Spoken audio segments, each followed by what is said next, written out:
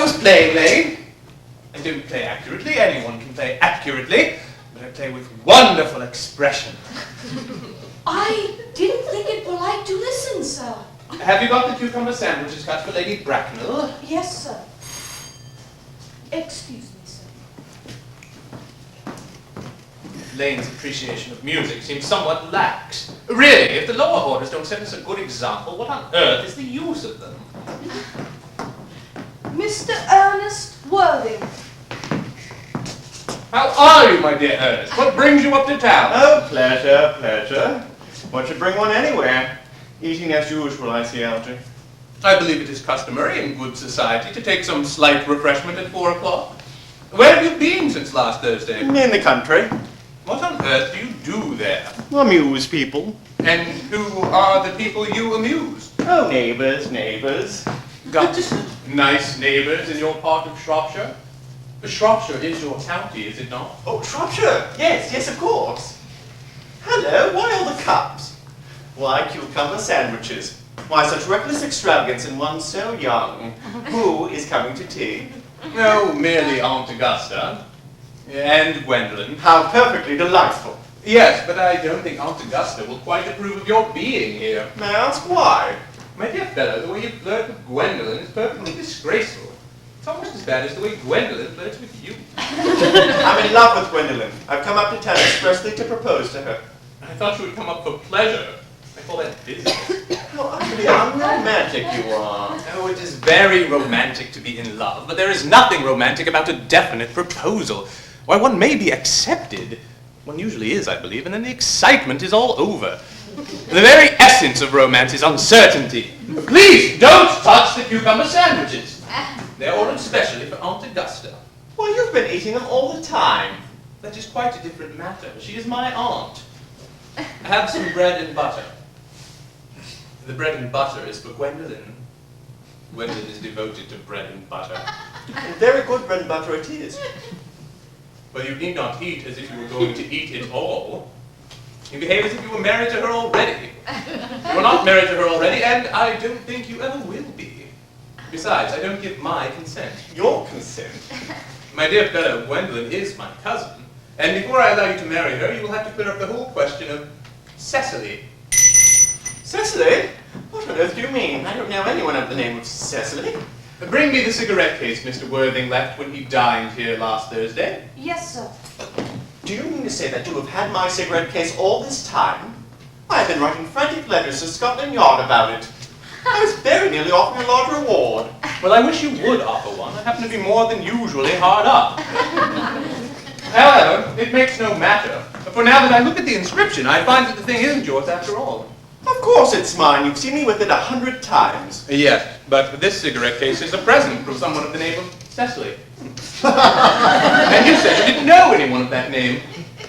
Well, you must know, Cecily is my aunt. Oh, your aunt? Yes, charming old lady she is too. Just give it back to me, Algy. But why does she call herself Little Cecily if she is your aunt?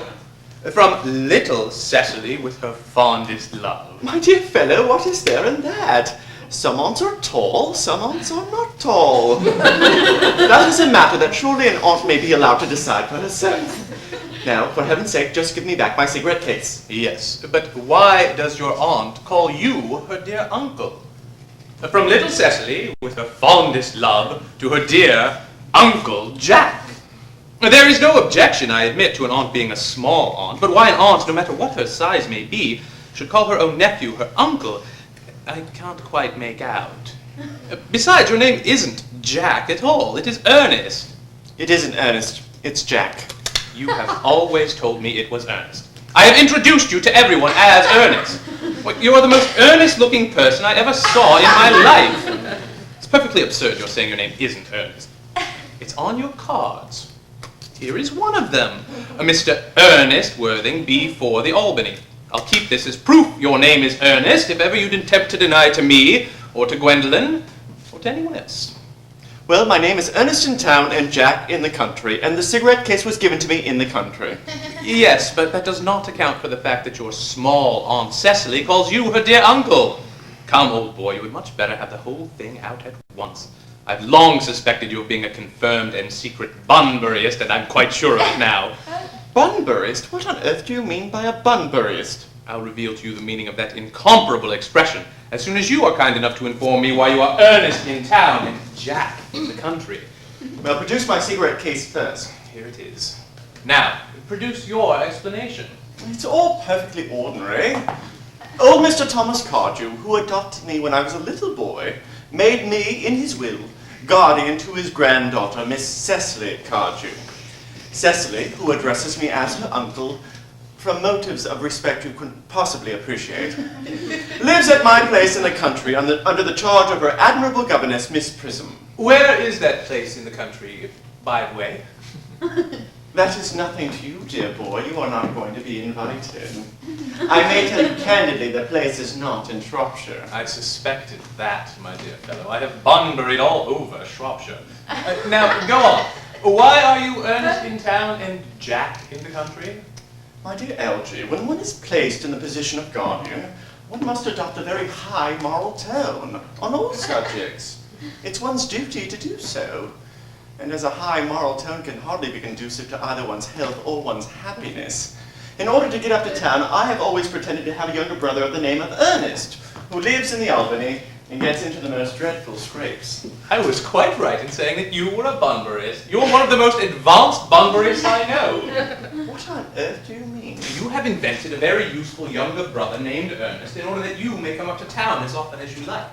I have invented a perfectly useful permanent invalid called Bunbury in order that I may go down into the country whenever I choose.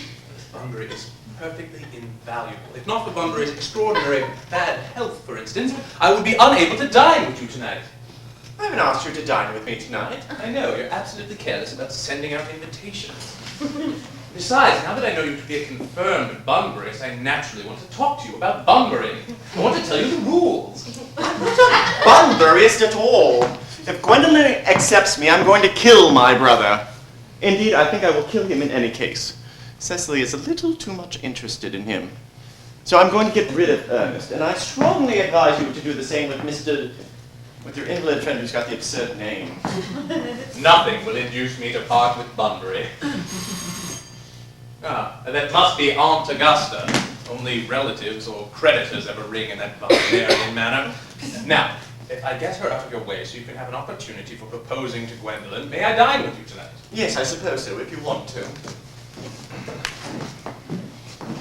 Lady Bracknell and Miss Fairfax. Good afternoon, Algernon. I hope you're behaving well. I'm feeling very well, Aunt Augusta. That's not quite the same thing. In fact, the two things rarely go together. How do you do, Mr. Worthing? Dear me, you are smart. I'm always smart, aren't I, Mr. Worthing? You're quite perfect, Miss Fairfax. Oh, I hope I'm not that. It would leave no room for development. And I intend to develop in many directions. I'm sorry we're a bit late, Algernon, but I felt obliged to call on dear Lady Harbury. I hadn't been there since her poor husband's death. I've never seen a woman look so altered. She looks quite 20 years younger. And now I will have a cup of tea and one of those nice cucumber sandwiches you promised. Certainly, Aunt Augusta. Won't you come and sit here, Gwendolyn? Thank you, Mamma. I'm quite comfortable where I am. Good heavens, Lane, why are there no cucumber sandwiches? I ordered them specially. There were no cucumbers in the market this morning, sir. No cucumbers? I went down twice. That will do, Lane. Thank you. I am greatly distressed, Aunt Augusta, at there being no cucumbers, not even for ready money. It really makes no matter, Algernon. I had crumpets with Lady Harbury. Thank you. Forgive me, Aunt Augusta, but I shall also have to give up the pleasure of dining with you tonight. I've just had a telegram to say my poor friend Bunbury is very ill again. They seem to think I should be with him. This is very strange. Your friend, Mr. Bunbury, seems to suffer from curiously bad health. I must say, Algernon, I think Mr. Bunbury should make up his mind whether he was going to live or die. All this shilly-shallying with the question is absurd. I should be much obliged, Algernon, if you would ask your friend, Mr. Bunbury, from me, to be kind enough not to have a relapse on Saturday, for I rely on you to arrange my music for me.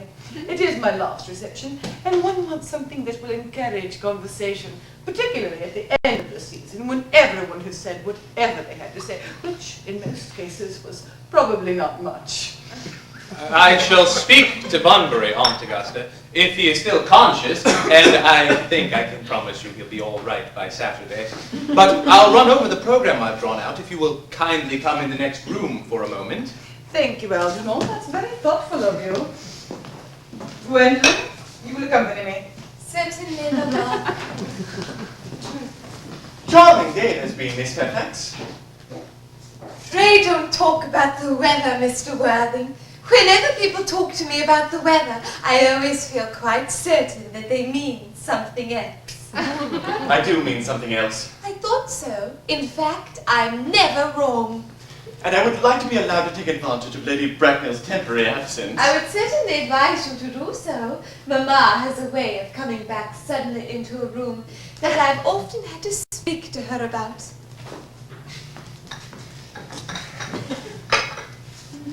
Miss Fairfax, ever since I met you, I've admired you more than any girl I've ever met since I met you. Yes, I'm quite aware of the fact, and I often wish that in public, at any rate, you had been more demonstrative. For me, you have always held an irresistible fascination. Even before I met you, I was far from indifferent to you. We live, as I hope you know, Mr. Worthing, in an age of ideals, and my ideal has always been to love someone of the name of Earnest. There is something in that name that inspires absolute confidence. By the moment Algernon first mentioned to me that he had a friend called Earnest, I knew that I was destined to love you. You really love me, Gwendolyn. Passionately. Darling, you don't know how happy you've made me. My own Earnest! But you don't really mean to say that you couldn't love me if my name wasn't Ernest. But your name is Earnest. Yes, I know it is, but supposing it was something else. Do you mean to say you couldn't love me then? Ah, that is clearly a metaphysical speculation, and like most metaphysical speculations, has very little reference to all the actual facts of real life as we know them. Well, personally, darling, to speak quite candidly, I don't much care for the name of Ernest. I don't think it suits me at all. It suits you perfectly. It is a divine name. It has a music all its own. It produces vibrations. Well, really, Gwendolyn, I must say, I think there are lots of other much nicer names. I think Jack, for instance, a charming name. Jack? There is very little music in the name Jack, if any at all, indeed. It does not thrill. It produces no vibrations. I have known several Jacks, and they all, without exception, have been more than usually plain. Besides, Jack is a notorious domesticity for John, and I pity any woman married to a man called John. She would probably never be allowed to know the entrancing pleasure of a single moment's solitude. The only really safe name is Ernest. Gwendolyn, I must get christened at once. I mean, we must get married at once. Married, Mr. Worthing? Well, surely. You know that I love you, and you led me to believe, Miss Fairfax, that you were not indifferent to me. I adore you. But you haven't proposed to me yet. Nothing has been said at all about marriage. The subject has not even been touched on. Well, may I propose to you now? I think it would be an admirable opportunity, Mr. Worthing, and to spare you any possible disappointment, I think it only fair to tell you quite frankly beforehand that I am fully determined to accept you. Gwendolyn! Yes, Mr. Worthing, what have you got to say to me? Well, you know what I've got to say to you. Yes, but you don't say it. Gwendolyn, will you marry me? Of course I will, darling. But how long you'll been about it? I'm afraid you've had very little experience in how to propose. My own one. I've never loved anyone in the world but you. Yes, but men often propose for practice. I know my brother Gerald does. All my girlfriends tell me so. What wonderfully blue eyes you have, Ernest. They're quite blue. I hope you will always look at me just like that, especially when there are other people present. Mr. Worthing, rise, sir, from this semi-recumbent posture. It is most indecorous. Mamma, I must beg you to retire. This is no place for you. Besides, Mr. Worthing is not quite finished yet. Finished what, may I ask? I am engaged to be married to Mr. Worthing, Mamma. Pardon me, but you are not engaged to anyone. When you do become engaged to someone, I shall inform you of that fact. An engagement should come upon a young girl as a surprise. It is hardly a matter that she should be allowed to arrange for herself. And now I have a few questions to put to you, Mr. Worthing. While I make these inquiries, you, Gwendolyn, will wait for me below in the carriage. Mamma! In the carriage, Gwendolyn. Yes, Mamma. Gwendolyn, the carriage! Yes, Mamma. You may take a seat, Mr. Worthing. Thank you, Lady Bracknell. I prefer standing. I feel bound to tell you that you are not on my list of eligible young men. I am willing, however, to enter your name should your answers be what a truly affectionate lover require. Do you smoke? Well, yes, I must admit I smoke. I am glad to hear it. A man should always have an occupation of some kind. There are far too many idle men in London as it is. How old are you? 29.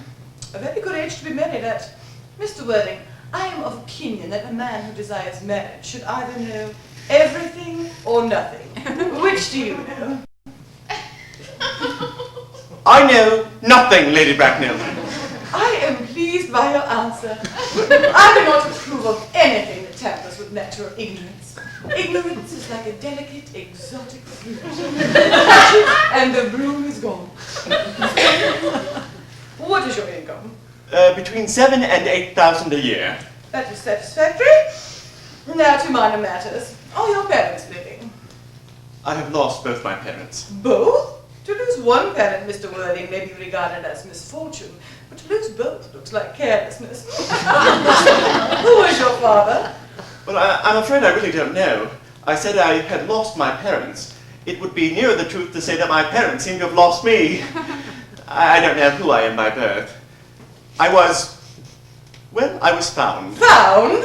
The late Mr. Thomas Cardew, a gentleman of a very kindly disposition, found me and gave me the name of Worthing because he happened to have a first-class ticket to Worthing in his pocket at the time. Worthing is a place in Sussex, a seaside resort. And where did this charitable gentleman who happened to have a first-class ticket for a seaside resort find you? In a handbag. A handbag? Yes, Lady Bracknell, a somewhat large black leather handbag with handles to it. An ordinary handbag, in fact. It was given to him in mistake for his own at the cloakroom of Victoria Station. The cloakroom at a railway station? Mr. Worthing, I am somewhat bewildered by what you have just told me. To be born, or at any rate bred in a handbag, whether it has handles or not, seems hardly to be regarded as an assured, recognized basis for good society. May I ask then what you would advise me to do? I need hardly say I would do anything in the world to ensure Gwendolyn's happiness. I would advise you, Mr. Worthing, to produce one parent of either sex before the season is quite over. I don't see how I could possibly do that. I can produce the handbag at any time, Lady Bracknell. I think that should satisfy you. Me, sir? What has that got to do with me? You can hardly imagine that Lord Bracknell and myself would allow our only daughter to marry into a cloakroom and form an alliance with a parcel. Good day, Mr. Worthing. Good day, Lady Bracknell. Good heavens, stop playing that ghastly tune, LG! How idiotic you are. Didn't it go off all right, old boy? You don't mean to say Gwendolyn refused you? Oh, as far as Gwendolyn is concerned, we are engaged. Her mother is perfectly unbearable. Never met such a gorgon. You don't think there is any chance of Gwendolyn becoming like her mother in about 150 years, do you, Algernon? All women become like their mothers. That is their tragedy. No man does, that's his. By the way, did you tell Gwendolyn the truth about your being Ernest in town and Jack in the country? Oh, my dear fellow, the truth isn't quite the sort of thing one tells to a nice, sweet, refined girl. What extraordinary ideas you have about the way to behave to a woman. The only way to behave to a woman is to make love to her, if she's pretty, and to someone else if she's plain. That is nonsense. You never speak anything but nonsense. What about your brother? What about the profligate Ernest? By the end of the week, I shall have got rid of him. I'll say my poor brother Ernest has been carried off suddenly in Paris by a severe chill. But I thought you said that Miss Cardew was a little too much interested in your poor brother Ernest. Won't she feel his loss a good deal? Oh, that is all right. Cecily is not one of the silly romantic girls, I'm glad to say. She has a capital appetite, goes for long walks, and pays no attention whatsoever to her lessons. I would rather like to see Cecily. Well, I will take very good care that you never do. She is excessively pretty and only just 18. Have you told Gwendolyn yet that you have an excessively pretty ward who is only just 18? Oh, one doesn't blurt these things out to people. Cecily and Gwendolyn are perfectly certain to be extremely great friends. I'll bet you anything you like, a half hour after they have met, they will be calling each other sister. Women only do that when they've called each other a great many other things first. Miss Fairfax. Gwendolyn, upon my word. Algy, kindly turn your back. I've something very particular to say to Mr. Worthing. Really, Gwendolyn, I don't think I can allow this at all. Gwendolyn, darling. Ernest, we may never be married. From the expression of Mamma's face, I fear we never shall. But although she may prevent us from becoming man and wife, and I may marry someone else, and marry often, nothing she can possibly do can alter my eternal devotion to you. Dear Gwendolyn. The story of your romantic origin, as related to me by Mamma, has naturally stirred the deeper fibers of my nature. Your Christian name has an irresistible fascination. The simplicity of your character makes you exquisitely incomprehensible to me. Your town address at the Albany I have. What is your address in the country? The Manor House, Woolton, Hertfordshire. It may be necessary to do something desperate. My own one. How long do you remain in town? Till Monday. Good. Algy, you may turn round now. Thanks, I've turned round already. You may also ring the bell. You will let me see you to your carriage, my own darling. Certainly. I will see Miss Fairfax out. Yes, sir. Tomorrow, Lane, I am going bunburying. I shall probably not be back till Monday. You can put up my dress clothes and all the Bunbury shoots. Yes, sir. I hope tomorrow will be a fine day, Lane. It never is, sir. Lane, you're a perfect pessimist. I do my best to give satisfaction, sir. The Manor House, Woolton, Hertfordshire.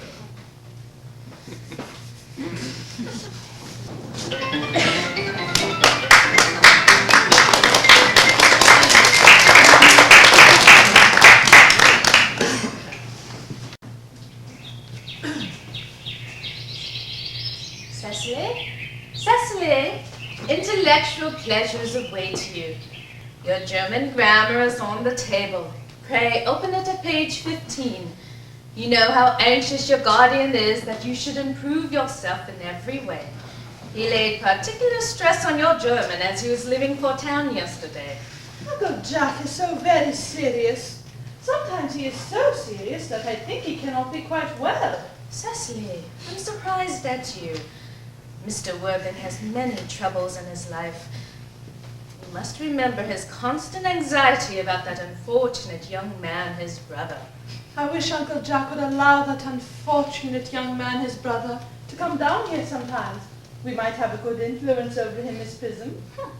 I do not think that I could produce any effect on a character that, according to his own brother's admission, is irretrievably weak and vacillating. Oh, you must put away your diary, Cecily.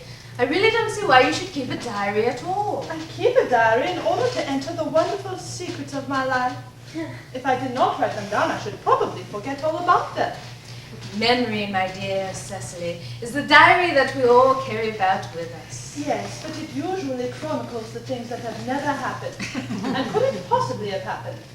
I believe that memory is responsible for nearly all the 3-volume novels that the library sends us. Do not speak slightingly of a 3-volume novel, Cecily. I wrote one myself in earlier days. Really, Miss Prison? Oh, I hope it did not end happily. Novels that end happily depress me so much.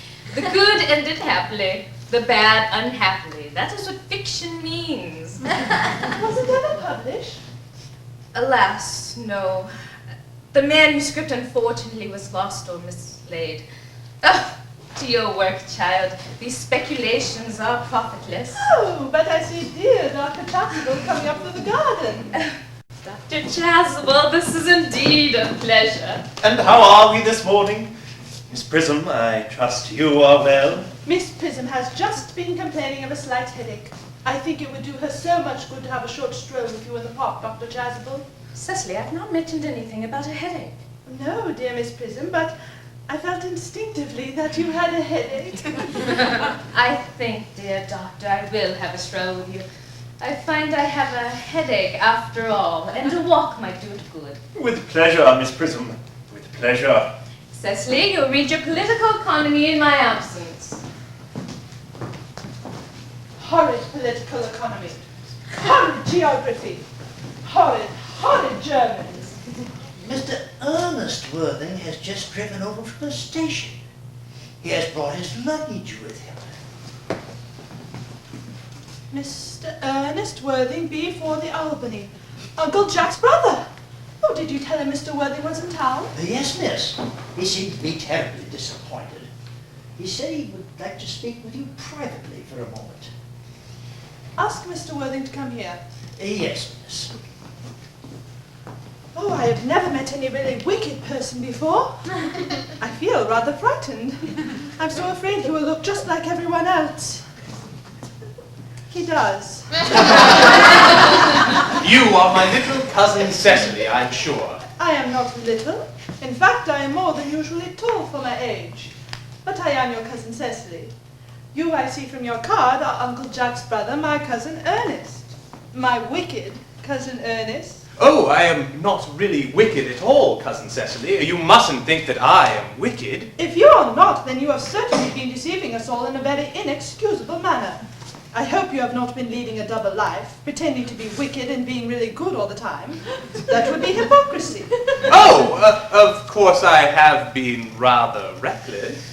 I am glad to hear it. In fact, now you mention the subject, I have been very bad in my own small way. I don't think you should be so proud of that, Ernest. That is why I want you to reform me.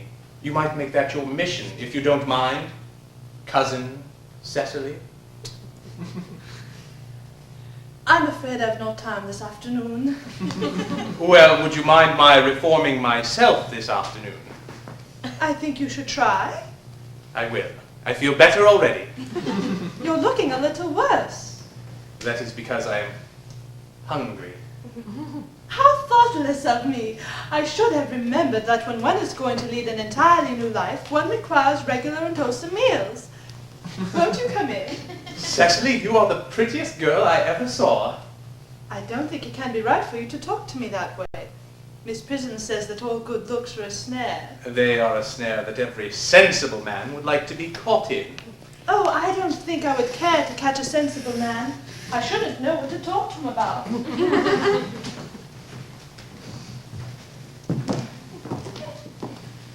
Oh, you are too much alone, dear Dr. Chasuble. You should get married. Oh, you do not seem to realize that by persistently remaining single, a man converts himself into a permanent public temptation. Mr. Worthing. Oh, Mr. Worthing, this is indeed a surprise. We did not look for you till Monday afternoon. I returned sooner than expected. Dr. Chasuble, I hope you are well.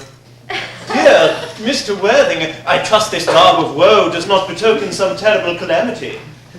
My brother, Still leading his life of pleasure. dead, Your brother Ernest dead? quite dead. What a lesson for him. I trust he will profit by it. I offer you my sincere condolence. Poor Ernest. He had many faults, but it is a sad, sad blow. Very sad indeed. Were you with him at the end? No, he died abroad. In Paris, in fact. I had a telegram last night. Was the cause of death mentioned? A severe chill, it seems. As a man sows, so shall he reap. Charity, dear Miss Prism, charity. None of us are perfect. Dear Mr. Worthing, I will not intrude any longer on a house of sorrow. I would merely beg of you not to be too much bowed down by grief. What seem to us bitter trials at the moment are often blessings in disguise. This seems to me a blessing of an extremely obvious kind. You would no doubt wish me to make some slight allusion to this tragic domestic affliction next Sunday. My sermon on the meaning of the manna in the wilderness can be adapted to almost any occasion. Joyful, or as in the present case, distressing. I have preached it at harvest celebrations, christenings, confirmations, on days of humiliation, and festival days. Oh, that reminds me, Dr. Chasuble, you mentioned christenings. Uncle Jack! Oh, I am so pleased to see you back, but what horrid clothes you have on. Do go and change them. Cecily! My child, my child. What is the matter, Uncle Jack? Do look happy. I have such a surprise for you. Who do you think is in the dining room? Your brother. Oh? Your brother Ernest. What nonsense! I haven't got a brother. Oh, don't say that. However badly he has behaved to you in the past, he is still your brother. I will tell him to come out. And you will shake hands with him, won't you, Uncle Jack? These are very joyful tidings. After we had all been resigned to his loss, his sudden return seems to me particularly distressing. My brother in the dining room? I think it perfectly absurd. Good heavens! Brother John, I have come down to tell you how very sorry I am for all the trouble I have given you in the past, and that I intend to lead a better life in the future. Uncle Jack, you are not going to refuse your own brother's hand. Nothing will induce me to take his hand. Oh, Uncle Jack, do be nice. There is some good in everyone. Ernest has just been telling me about his poor invalid friend, Mr. Bunbury, whom he goes to visit so often. Oh, he's been talking to you about Bunbury, has he? Well, I won't have him talk to you about Bunbury or about anything else. I must say I find Brother John's coldness to me particularly painful. I had expected a more enthusiastic welcome, especially considering this is the first time I have come here. Uncle Jack, if you don't shake hands with Ernest, I will never forgive you.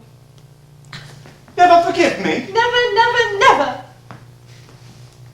Well, it is the last time I shall ever do it. It's pleasant to see so perfect a reconciliation. I think we might leave the two brothers together. Cecily, you will come with us. Certainly, Miss Prism. My little task of reconciliation is over.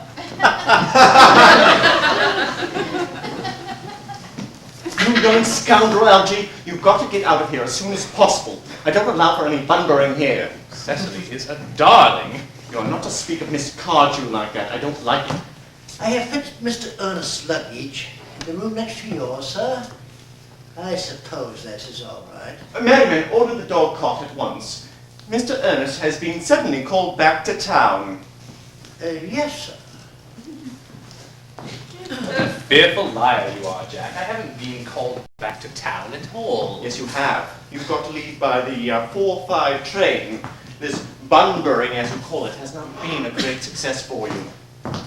I think it has been a great success. I am in love with Cecily, and that is everything. But I must see her before I go and make arrangements for another Bunbury. Oh, I thought you were with Uncle Jack. He's gone to order the dog cart for me. Oh, is he going to take you for a nice drive? He's going to send me away. Then have we got to part? The dog cart is at the door, sir. It can wait, Merriman. For 5 minutes. Yes. I hope, Cecily, that I shall not offend you if I state quite openly that you seem to me to be the visible personification of absolute perfection. I think your frankness does you great credit. If you will allow me, I will copy your remarks in my diary. Do you really keep a diary? I'd give anything to look at it. May I? Oh, no. You see, it is simply a very young girl's record of her own thoughts and impressions, and consequently meant for publication. But Ernest, don't stop. I delight in taking down from dictation. I have reached absolute perfection. You can go on now. I am quite ready for more. Cecily, ever since I first looked upon your wonderful and incomparable beauty, I have dared to love you wildly, passionately, devotedly, hopelessly. The dog cart is waiting, sir. Tell her to come round next week at the same hour. Yes, sir.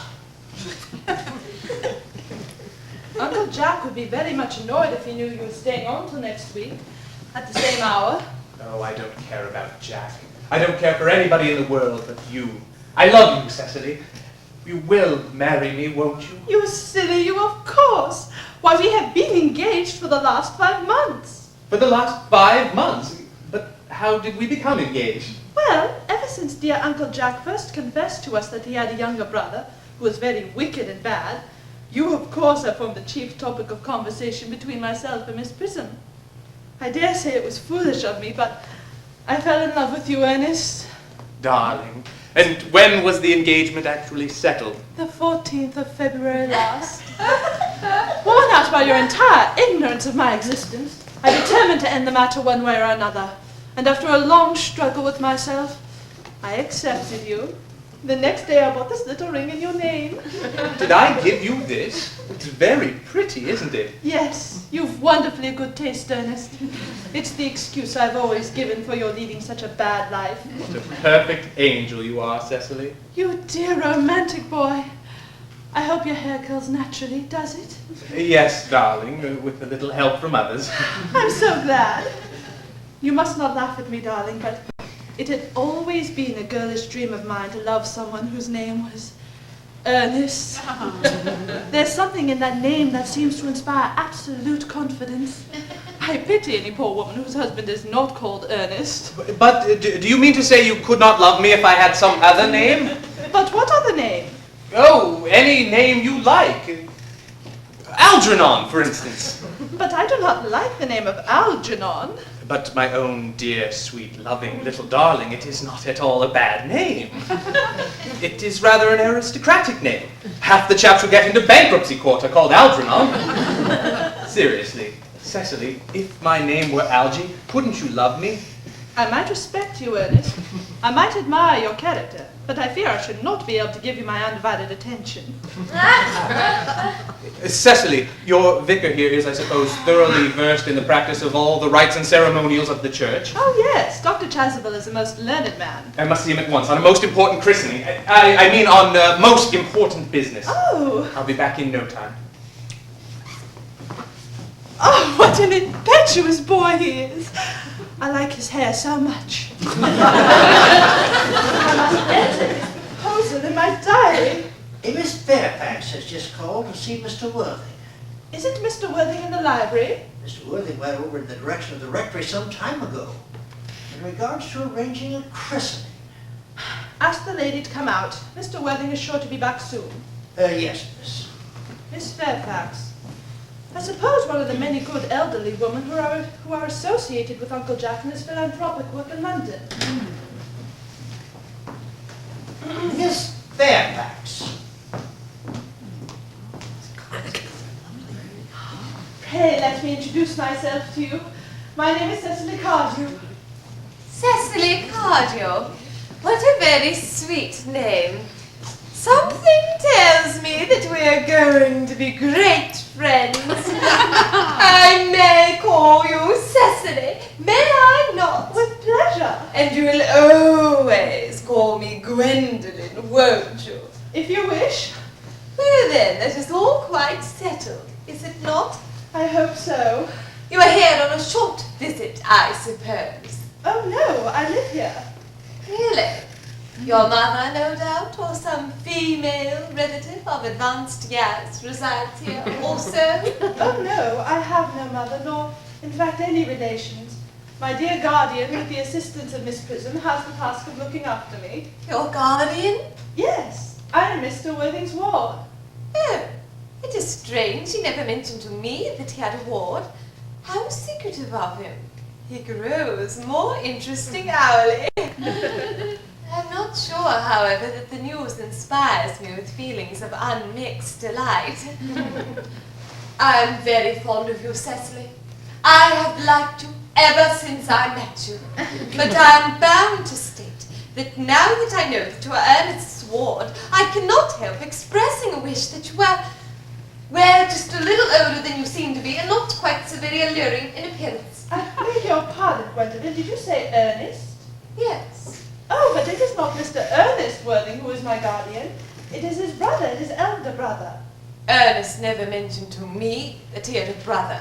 I am sorry to say they have not been on good terms for a long time. Ah, that accounts for it. Cecily, you have lifted a load from my mind. I was growing almost anxious. It would have been terrible if any cloud had come across a friendship like ours, would it not? Of course, you are quite sure that it is not Mr. Ernest Worthing who is your guardian. Quite sure. In fact, I am going to be his. I beg your pardon? Dearest Gwendolyn, Mr. Ernest Worthing and I are engaged to be married. My darling Cecily, I think there must be some slight error. Mr. Ernest Worthing is engaged to me. I'm afraid you must be under some misconception. Ernest proposed to me exactly 10 minutes ago. It is certainly very curious, for he asked me to be his wife yesterday afternoon at 4:30. If you would care to verify the incident, pray do so. I never travel without my diary. One must always have something sensational to read on the train. I'm so sorry to disappoint you, Miss Cardew, but I'm afraid that I have the prior claim. I feel bound to point out, Miss Fairfax, that since Ernest has proposed to you, he has clearly changed his mind. From the moment I saw you, I distrusted you. I felt you were false and deceitful. It appears to me, Miss Fairfax, that I am trespassing on your valuable time. No doubt you have other calls of a similar character to make in the neighborhood. Ernest! My own Ernest! Gwendolyn, darling. A moment. May I ask if you're engaged to be married to this young lady? To dear little Cecily? Of course not. What could have put such an idea into your pretty little head? Thank you. You may. I knew there must have been some misunderstanding, Miss Fairfax. The gentleman whose arm is at present around your waist is my dear guardian, Mr. John Worthing. This is Uncle Jack. Jack! Oh! Yes, Ernest. Cecily, my own love. A moment. May I ask you, are you engaged to that young lady? To what young lady? Oh, good heavens, Gwendolyn! Yes, to good heavens, Gwendolyn. I mean, Gwendolyn. Of course not. What could have put such an idea into your pretty little head? Thank you. You may. I felt there was some slight error, Miss Cardew, but the gentleman who is embracing you is my cousin, Mr. Algernon Moncrief. Algernon Moncrief? Oh! Are you called Algernon? I cannot deny it. Oh! Is your name really John? Well, I could deny it if I liked. I could deny anything if I liked. But my name certainly is John. A gross deception has been practiced on both of us. My poor wounded Cecily. My sweet wronged Gwendolyn. You will call me sister, will you not? There is just one question I would like to be allowed to ask my guardian. An admirable idea. Mr. Worthing, where is your brother Ernest? Since we are both engaged to be married to your brother Ernest, it is a matter of some importance to us to know where your brother Ernest is at present. Cecily, Gwendolyn, I have no brother Ernest. I have no brother at all. No brother at all? None. I'm afraid it is quite clear, Cecily, that neither of us is engaged to be married to anyone. It is not a very pleasant position for a young girl to find herself in, is it? Mr. Moncrief, kindly answer me the following question. Why did you pretend to be my guardian's brother? Why, in order that I may have an opportunity of meeting you. That certainly seems a satisfactory explanation. Yes, dear, if you can believe him. I don't. But that does not affect the wonderful beauty of it. True, in matters of grave importance, style, not sincerity, is the vital question. Mr. Worthing, what explanation can you offer to me for pretending to have a brother? Was it in order that you might have an opportunity of coming up to town to see me as often as possible? Can you doubt it, Miss Fairfax? Their explanations appear to be quite satisfactory, especially Mr. Worthing's. I am more than content with what Mr. Moncrief said. Then you think we should forgive them? Yes. I mean, no. True, I had forgotten. There are principles at stake that one cannot surrender. Each of us should tell them. But we're not both speak at the same time. An excellent idea. I nearly always speak at the same time as other people. Your Christian names are still an insuperable barrier. That is all. Christian names? Is that all? But I am going to be christened this afternoon. For my sake, are you prepared to do this terrible thing? I am. Please me, you are ready to face this fearful ordeal. I am. Darling. Lady Bracknell! Gwendolyn, what does this mean? Merely that I am engaged to be married to Mr. Worthing, Mamma. Come here, sit down immediately. Apprised, sir, of my daughter's flight by her maid, I followed at once by a luggage train. Of course, sir, you understand that all communication between yourself and my daughter must cease immediately. I am engaged to be married to Gwendolen, Lady Bracknell. You, sir, are nothing of the kind. And now, as regards Algernon. Algernon! Yes, Aunt Augusta? May I ask if it is at this house that your invalid friend, Mr. Bunbury, resides? Oh, no. Bunbury doesn't live here. Bunbury is somewhere else at present. In fact, Bunbury is dead. Dead? When did Mr. Bunbury die? Oh, I killed Bunbury this afternoon. Oh! I mean, Bunbury was found out. The doctors found out that Bunbury could not live. That is what I mean. And so, Bunbury died. He seems to have had great confidence in the opinion of his physicians. I am glad, however, that he made up his mind and acted under proper medical advice. And now that we have finally got rid of this Mr. Bunbury, Mr. Worthing, may I ask, who is that young person whose hand my nephew Algernon is now holding in what seems to me a most peculiarly unnecessary manner? The lady is Miss Cecily Cardew, my ward. I am engaged to be married to Cecily, Aunt Augusta. I don't know whether there's anything peculiarly exciting in the air in this part of Hertfordshire, but the number of engagements that go on seem considerably above the proper average laid down for our guidance. I think some preliminary inquiry on my part would not be out of place. Mr. Worthing, is Miss Cardew at all related to any of the railway stations in London? Miss Cardew is the granddaughter of the late Mr. Thomas Cardew. I also have in my possession certificates of Miss Cardew's birth, baptism, whooping cough, registration, vaccination, confirmation, and the measles, both the German and English variety. Ah, a life crowded with incident, I see. Though perhaps too much excitement for a young girl. I myself am not in favour of premature experiences. Gwendolen, time approaches for our departure. As a matter of form, Mr. Worthing, I feel I must ask, does Miss Cardew have any little fortune? Oh, about £130,000. That is all. Goodbye, Lady Bracknell. So pleased to have seen you. A moment, please, Mr. Worthing. £130,000. Miss Cardew seems to me a most attractive young lady now that I look at her. Few young girls of present day have any really solid qualities that last and improve with time. Come over here, dear. Yes, quite as I expected. There are distinct social possibilities in your profile. The chin a bit higher, dear. Style depends largely on the way the chin is worn.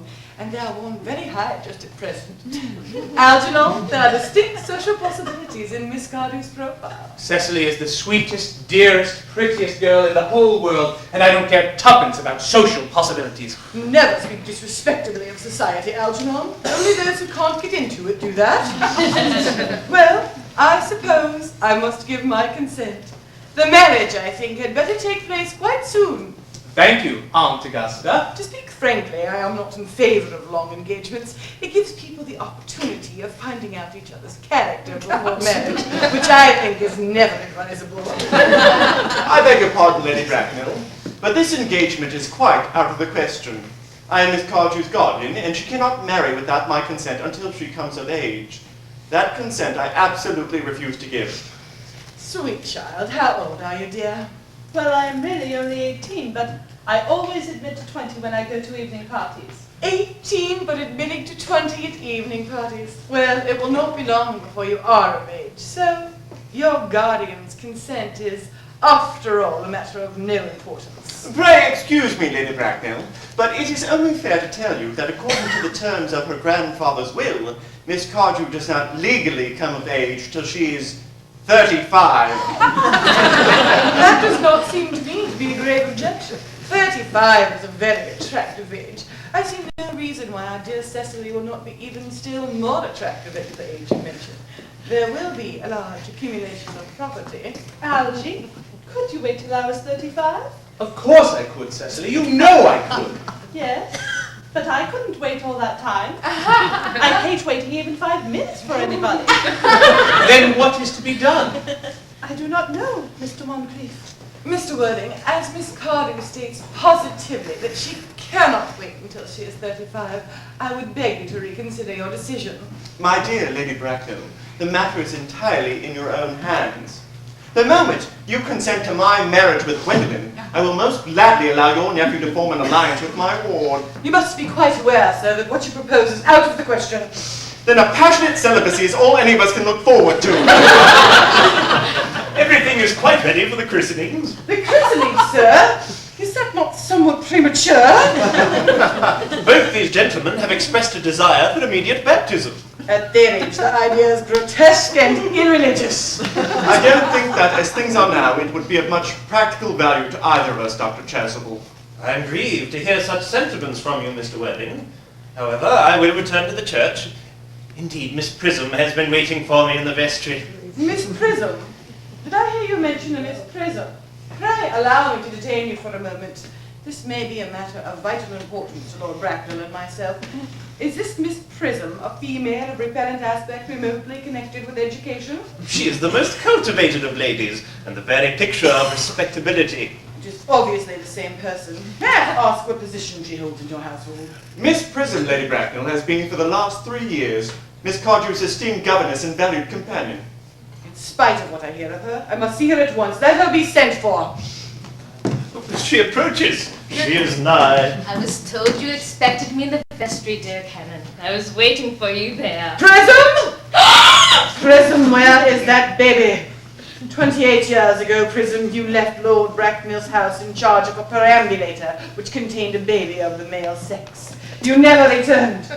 A few weeks later, through the investigations of the Metropolitan Police, the perambulator was discovered. It contained the manuscript of a 3-volume novel of more than unusually revolting sentimentality. But the baby was not there. Prism, where is that baby? Oh, Lady Bracknell, I do not know. I only wish I did. Oh, the plain facts of the case are these. On the morning of the day you mentioned, I prepared as usual to take the baby out in its perambulator. I had also with me a somewhat old handbag in which I intended to place the manuscript of a work of fiction I had written. Oh, in a moment of mental abstraction, for which I could never forgive myself, I deposited the manuscript in the bassinet and placed the baby in the handbag. But where did you deposit the handbag? Oh, do not ask me, Mr. Worthing. Miss Prism, this is a matter of no small importance to me. I insist on knowing where you deposited the handbag that contained that infant. I left it in the cloakroom of one of the larger railway stations in London. What railway station? Victoria, the Brighton line. I must retire to my room for a moment. Gwendolyn, wait here for me. If you're not too long, I will wait for you all my life. What do you think this means, Lady Bracknell? I dare not even suspect, Dr. Chasuble. In families of high position, strange coincidences are not supposed to occur. This suspense is terrible. I hope it will last. Is this the handbag, Miss Prism? Examine it carefully before you speak. The happiness of more than one life depends on your answer. Seems to be mine. Oh, yes!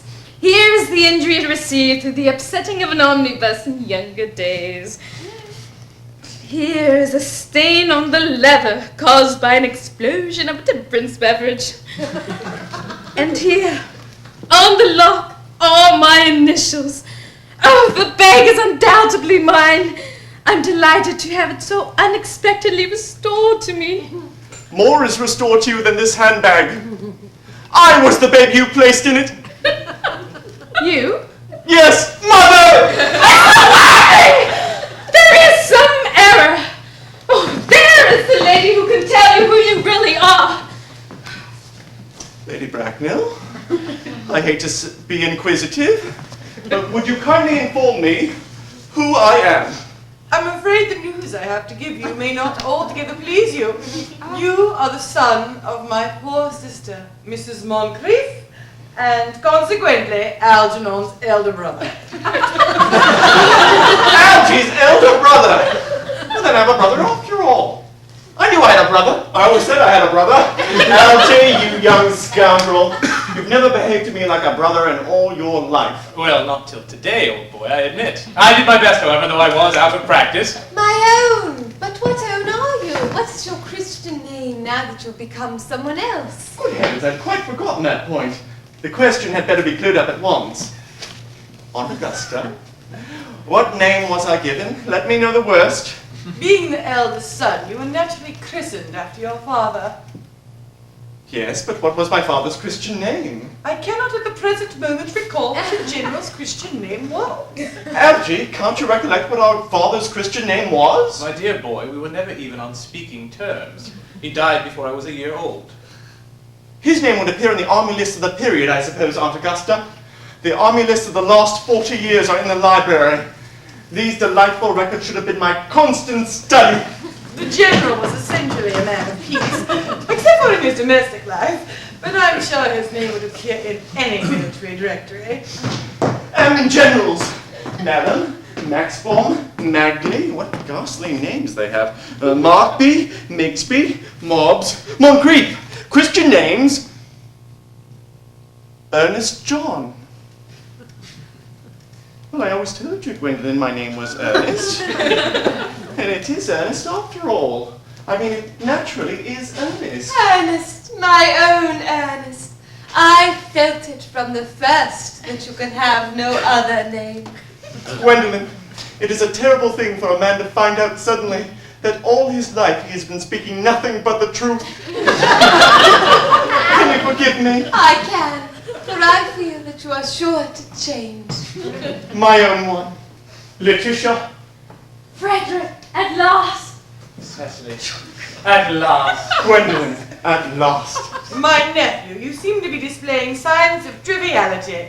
On the contrary, Aunt Augusta, I've now realized for the first time in my life the vital importance of being earnest. Oh.